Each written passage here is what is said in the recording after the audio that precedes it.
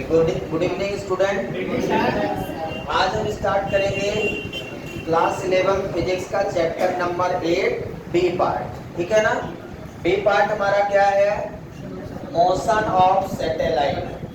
Chapter का नाम है मोशन ऑफ सैटेलाइट। इस चैप्टर का क्या मीनिंग है? मोशन ऑफ सैटेलाइट का मतलब है how to move the satellite in the orbit. Satellite अपने ऑर्बिट में किस तरह से मूव करेगा। तो यहाँ कई सारे क्वेश्चन है। सैटेलाइट में मूव करने के लिए क्या करना पड़ेगा? दूसरा, सैटेलाइट होता क्या है? सैटेलाइट क्या होता है? सैटेलाइट क्या होता है, कोई बता सकता है? सैटेलाइट नहीं बता। सैटेलाइट नहीं जानकारी। सैटेलाइट में पढ़ा चुका हूं तुम लोगों को यार।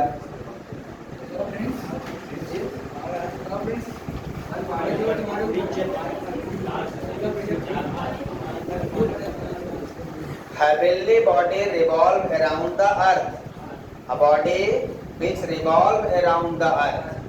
ठीक है ना। Like as planet. कौन? Planet. Moon is the natural satellite of earth. Moon क्या है? नेचुरल सैटेलाइट है जो अर्थ के चारों ओर हमेशा रिवॉल्व करता रहता है। ऐसे बहुत सारे सैटेलाइट हैं जो अर्थ के चारों ओर रिवॉल्व करते रहते हैं, लेकिन वो ऑर्बिट में रिवॉल्व करते हैं अपने, और मून अपने ऑर्बिट में। तो इन्हें हम बोलते हैं आर्टिफिशियल सैटेलाइट। तो सैटेलाइट डिस्कस करने से पहले हम आपको कुछ चीजें पहले डिस्कस करेंगे। उसके लिए क्या क्या नेसेसरी कंडीशन है, सैटेलाइट को लॉन्च करने से पहले हमें किन किन चीजों को ध्यान रखना पड़ेगा, क्या वो सारी चीजें हैं। पहले कंडीशन है कि सैटेलाइट को दी जाने वाली वेलोसिटी इतनी हो कि वो सैटेलाइट अपने ऑर्बिट में जाके मूव करने लगे। दूसरी, सैटेलाइट की वेलोसिटी इतनी ज़्यादा ना हो कि सैटेलाइट स्पेस में पहुंच जाए, ग्रेविटेशनल फील्ड को क्रॉस कर जाए। ये भी विशेष ध्यान देना है। ऐसी वेलोसिटी को हम एस्केप वेलोसिटी कहते हैं। एस्केप वेलोसिटी वह मिनिमम वेलोसिटी होती है किसी बॉडी की जो वेलोसिटी देने पे बॉडी सीधा कहाँ पहुंच जाती है? स्पेस, जो ग्रेविटेशनल फील्ड को क्रॉस कर जाती है। वो वेलोसिटी अर्थ सरफेस की 11.2 किलोमीटर पर सेकंड होती है। अर्थ की एस्केप वेलोसिटी 11.2 किलोमीटर पर सेकंड होती है। इसका मतलब क्या है? यदि किसी बॉडी को हम 11.2 किलोमीटर पर सेकंड की वेलोसिटी देते हैं, मतलब एक सेकंड में 11.2 किलोमीटर, लगभग एक सेकंड में यहाँ पे बॉडी है वो सगरा पहुंच जाएगी। एक सेकंड में कहाँ पहुंच जाएगी? सगरा। मतलब यदि उसकी इतनी वेलोसिटी है तो एक सेकंड में सगरा पहुंच जाती है, तब वो बॉडी स्पेस में भी पहुंच जाएगी। समझ आया? 11.2 किलोमीटर पर सेकंड। और सैटेलाइट की ऑर्बिटल वेलोसिटी कितनी है? 7.9 किलोमीटर पर सेकंड। मतलब इस वेलोसिटी से ज़्यादा और एस्केप वेलोसिटी से कम सैटेलाइट की वेलोसिटी होगी तो वो जाके अपने ऑर्बिट में स्थापित हो जाएगा। इसका मतलब ये है कि इस समय ग्रेविटेशनल फोर्स सेंट्रीपिटल फोर्स को बैलेंस करने लगेगा। तो जब कोई body gravitational force centripetal force को बैलेंस करेगा तो वो रिवॉल्व करने लगेगा। ठीक है ना। तो ये सारी चीजें पढ़ने से पहले हम सबसे पहले स्टार्ट करते हैं एस्केप वेलोसिटी, और एस्केप वेलोसिटी प्रूव करेंगे आज। ठीक है ना। तो हेडिंग लगाएंगे सभी लोग, एस्केप वेलोसिटी। पहली हेडिंग है escape velocity.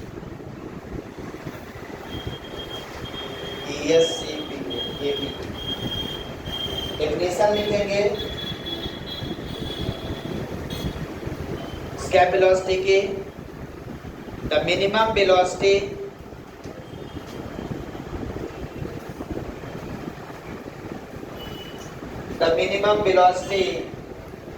with which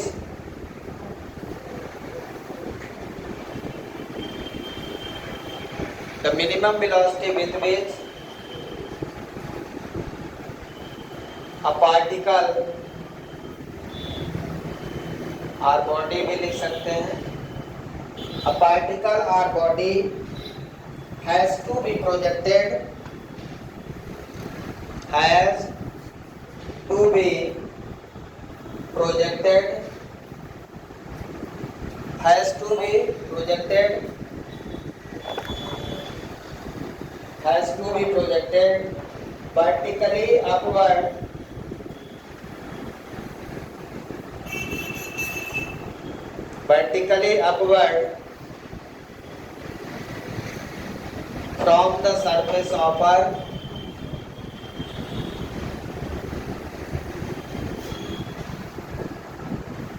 vertically upward from the surface of Earth so that it crosses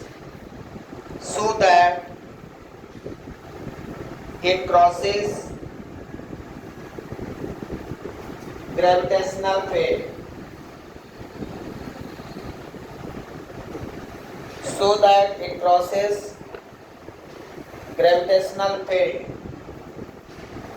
इसका मतलब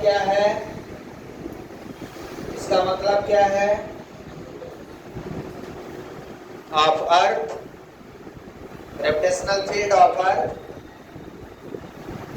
and never returns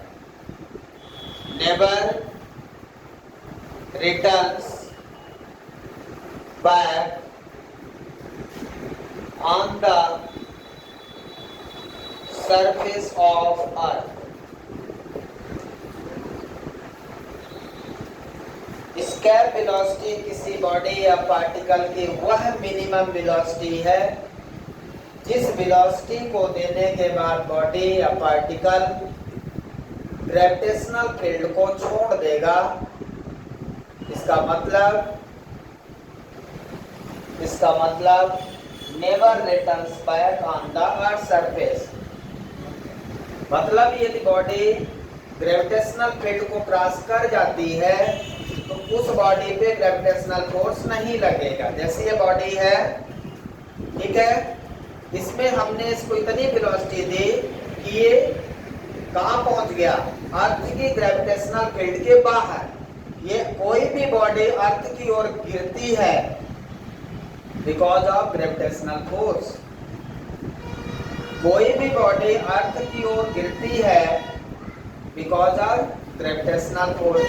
और यदि ग्रेविटेशनल फोर्स को क्रॉस कर गई कोई बॉडी तो क्या वो अर्थ पे आ पाएगी? नहीं आ पाएगी। क्यों? क्योंकि वो ग्रेविटेशनल फील्ड को क्रॉस कर गई। अर्थ की ग्रेविटेशनल फील्ड को क्रॉस करने के बाद उस बॉडी पे फोर्स कौन लगाएगा? ग्रेविटेशनल फोर्स दो बॉडी के बीच लगता है, एक अर्थ एक इस बॉडी के बीच। अब अर्थ जो इसमें फोर्स लगा रही है वो फोर्स क्या हो जाएगा? खत्म हो जाएगा। तो फिर इसको खींचेगा कौन? इसका मतलब वो जगह स्पेस कहलाता है। अब उस जगह पे बॉडी पहुंचने के बाद बॉडी दोबारा कभी अर्थ सरफेस पे नहीं आएगी क्योंकि अब उस पे ग्रेविटेशनल फोर्स नहीं लगेगा। So this is the escape velocity. यही वो वेलोसिटी है जिसके कारण बॉडी ग्रेविटेशनल फील्ड को क्रॉस कर जाएगी। The minimum velocity with which a particle has to be projected vertically upward. ऐसे बॉडी को ऐसे अपवर्ड फेंकते हैं from the surface of Earth so that it causes gravitational field of Earth so that it crosses gravitational field of Earth and never returns back on the surface of Earth. और दोबारा अर्थ के surface पे ये लौटकर नहीं आएगा वो body. तो मिनिमम वेलोसिटी कितनी है? ये escape velocity 11.2 किलोमीटर 11.2 किलोमीटर पर second. So this is the escape velocity. अर्थ की escape velocity कितनी है? 11.2 किलोमीटर पर सेकेंड. इसी तरह escape velocity ऑफ मून होता है 2.38. ठीक है ना? मून का भी escape velocity होता है. escape velocity ऑफ मून कितना है?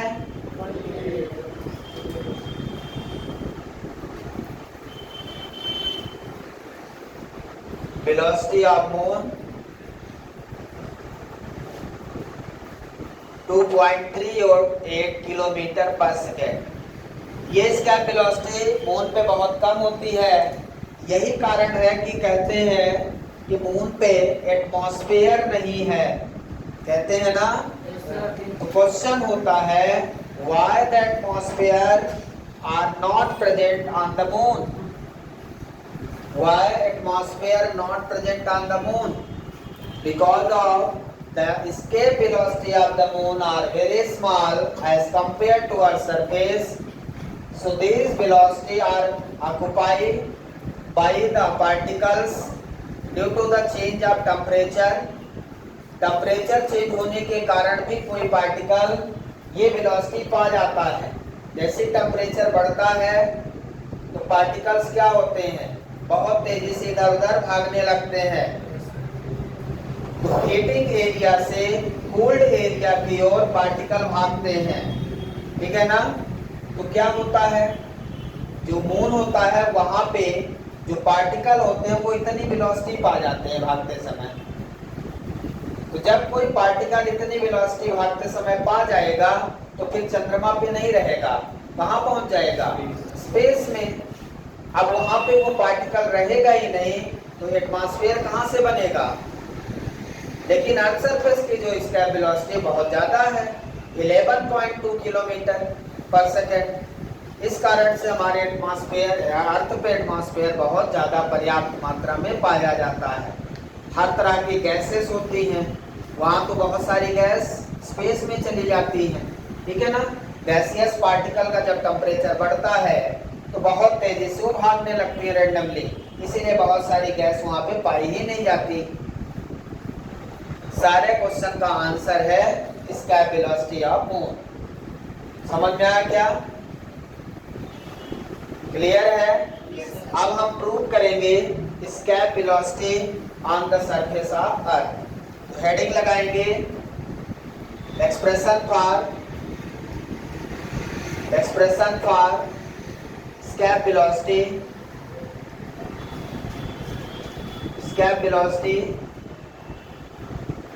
on the surface of earth.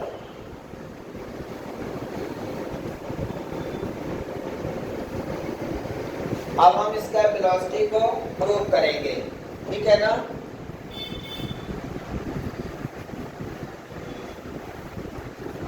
तो हम ग्रेविटेशनल पोटेंशियल एनर्जी अर्थ की और इनफाइनाइट पॉइंट पे देखिए ग्रेविटेशनल पोटेंशियल एनर्जी हम आपको प्रूव करके दे चुके हैं. जब कोई बॉडी अर्थ सरफेस से ऊपर की ओर जाती है तो उसकी ग्रेविटेशनल पोटेंशियल एनर्जी बढ़ती है. अर्थ सरफेस से ऊपर जाने पे बॉडी का ग्रेविटेशनल पोटेंशियल एनर्जी इंक्रीज होता है. तो let capital M and capital R be the mass and radius of earth.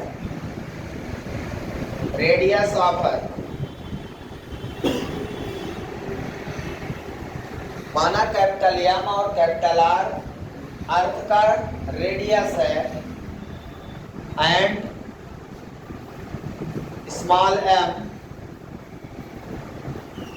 be the mass of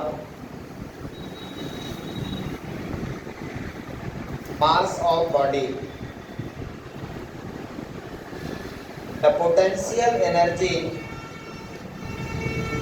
the gravitational potential energy of a body on the surface of earth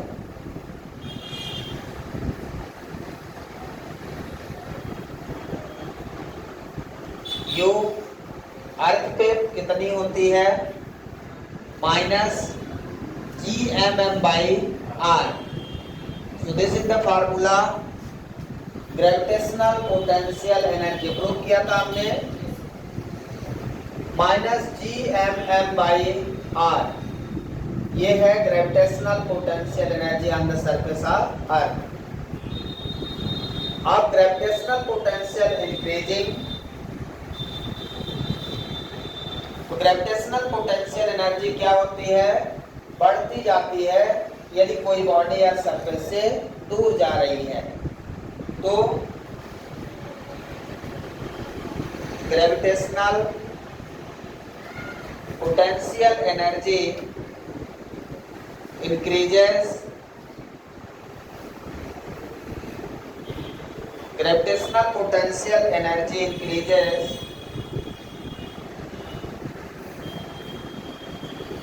when body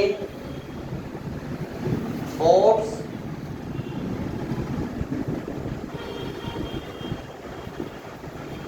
from the moves above the surface of earth, above the surface of earth। Body यदि earth surface से ऊपर की ओर जाती है उसकी gravitational potential energy क्या होती है, बढ़ती है। और इस तरह से जाते जाते इनफाइनाइट पे कितनी हो जाएगी,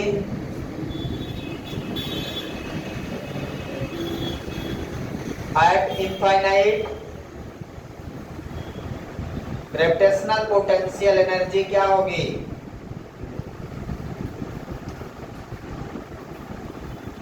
gravitational potential energy is maximum.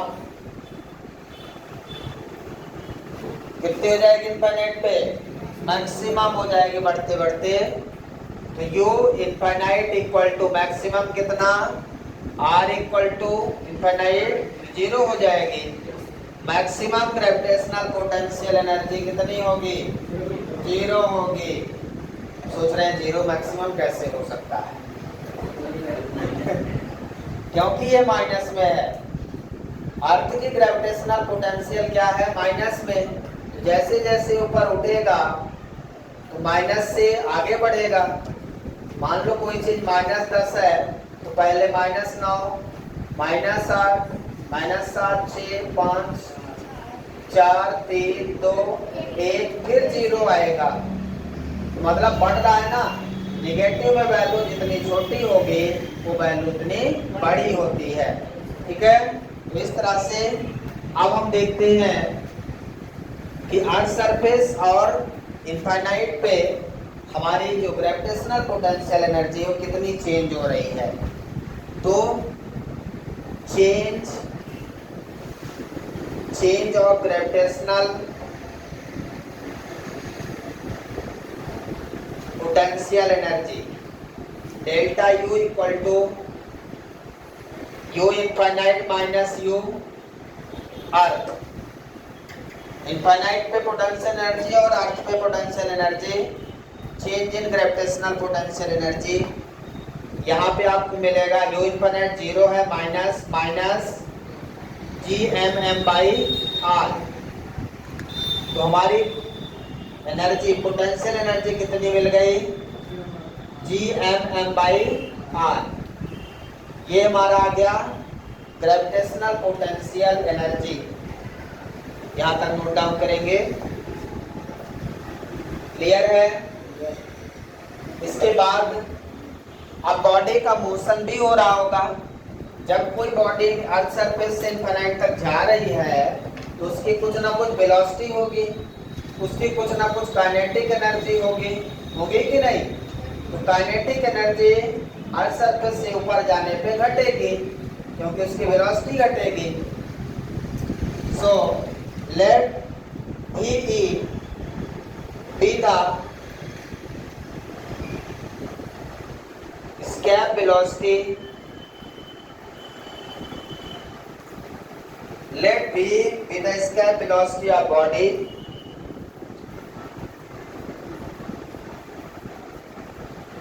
clear, then its kinetic energy, then its initial kinetic energy equal to half mv square. Kinetic energy कितनी हो जाएगी इसकी? Half M V square. ये वो काइनेटिक एनर्जी है जो आप बॉडी को दे रहे हैं। क्लियर है? यहाँ तक कंप्लीट लिखें।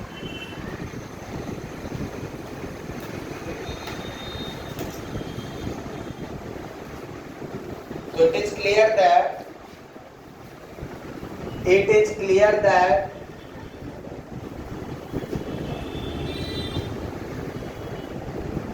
increase in potential energy is equal to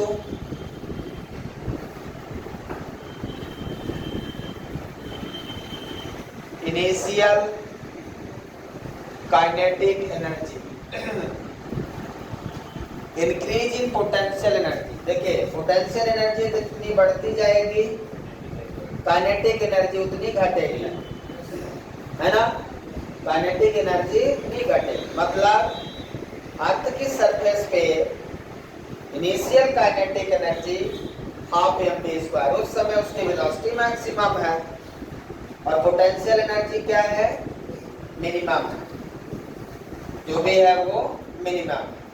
जैसे जैसे बॉडी ऊपर की ओर जाएगी तो पोटेंशियल बढ़ेगा, काइनेटिक बढ़ेगी, लेकिन टोटल एनर्जी इक्वल रहेगी।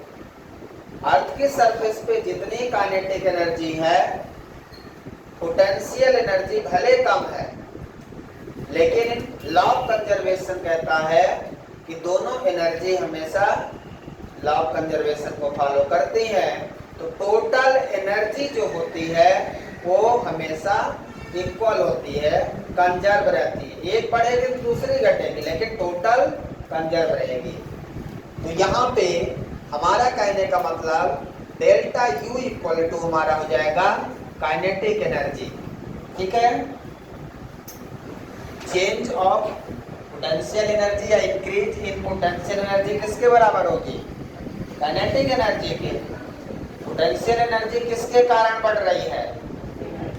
काइनेटिक के कारण ना। किसी बॉडी को जितनी इनिशियल एनर्जी आप दिए हो, वो बॉडी की पोटेंशियल एनर्जी उतनी ही बढ़ेगी।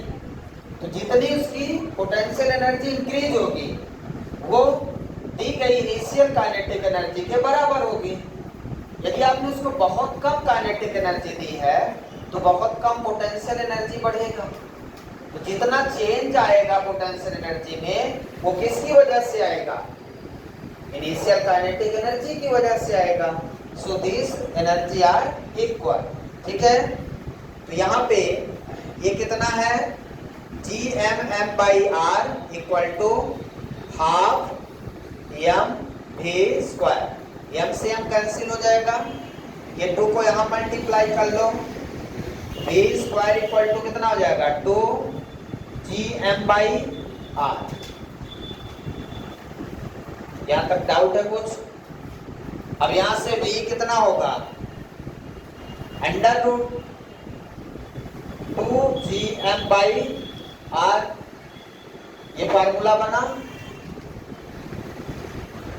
Equal to under root 2 G M by R. अब इस फार्मूले को स्मॉल जी के रूप में लिखिए। स्मॉल जी की वैल्यू याद है आपको? G M by R square. So this is the gravity, G equal to G M by R square. सभी को याद है? तो मुझे यहाँ से निकालना है किसकी value? G M by R की। ध्यान से देखिए, मुझे किसकी वैल्यू चाहिए? G M by R. यहाँ से जी एम बाई आर को क्या करूँ? एक आर इधर मल्टीप्लाई कर दूँ, तो जी आर इक्वल टू क्या मिलेगा?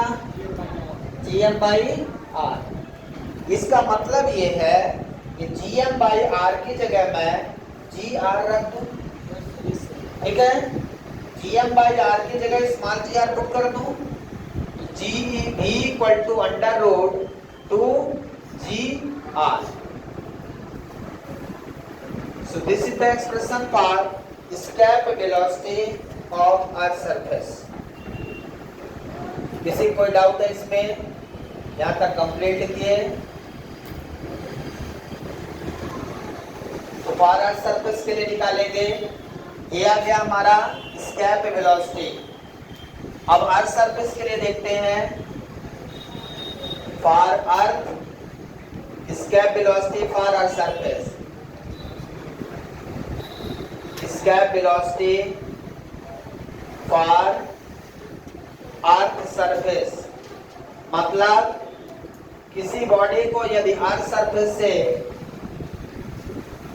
स्केप करना हो तो उसको कितनी वेलोसिटी दे दे, कितनी वेलोसिटी दे कि वो ग्रेविटेशनल फील्ड को क्रॉस कर जाए.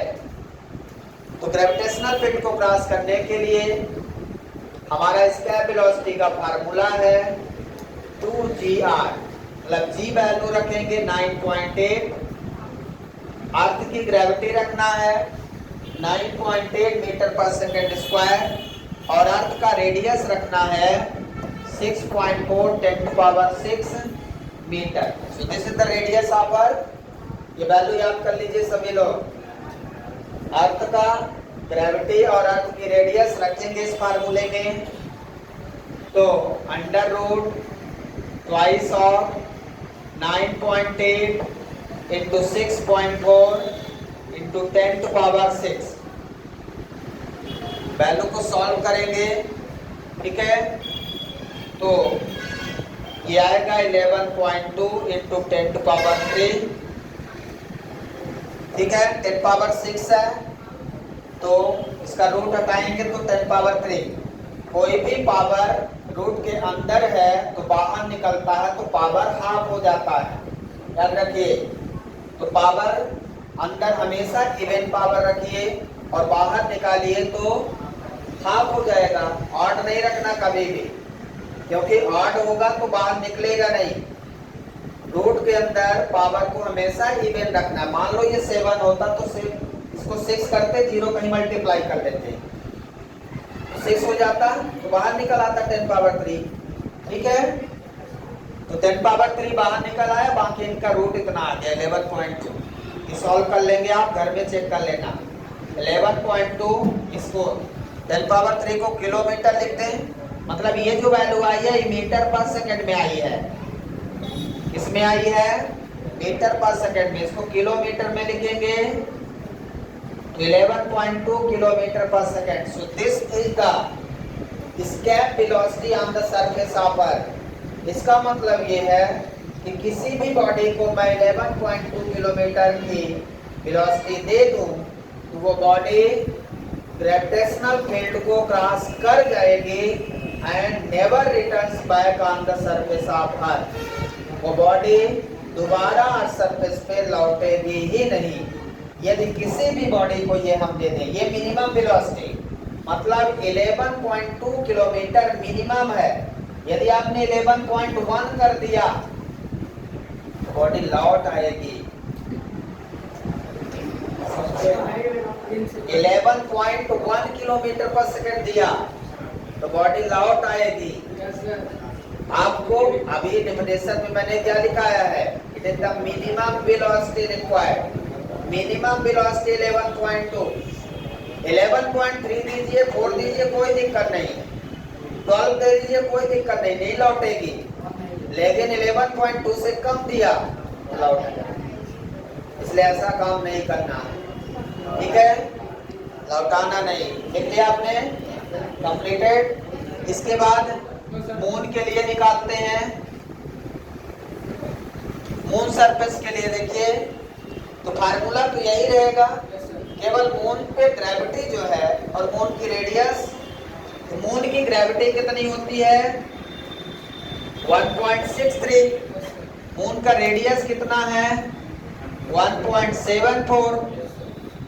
ये मून की ग्रेविटी और मून का रेडियस भी आपको याद करना है और ये वैल्यू यहाँ पे फार्मूले में पुट कर देना है. ये वैल्यू हम पुट करते हैं v equal to 2 into 1.63 into 1.74 into 10⁻6। इसको सॉल्व करिए तो ये आपका मिलेगा 2.38 इंटू 10⁻3 मीटर पर सेकंड में आएगा और 2.38 किलोमीटर पर second. So this is the velocity, escape velocity on the surface of moon। यदि कोई भी बॉडी या सरफेस मून के सरफेस पे है और उसको ये वेलोसिटी दे दिया तो बहुत जल्दी कहाँ पहुंच जाएगा, स्पेस में। तो ये मिनिमम वेलोसिटी है जो स्पेस में पहुंचाने के लिए पर्याप्त है किसी भी बॉडी को। Thank you, have a nice day.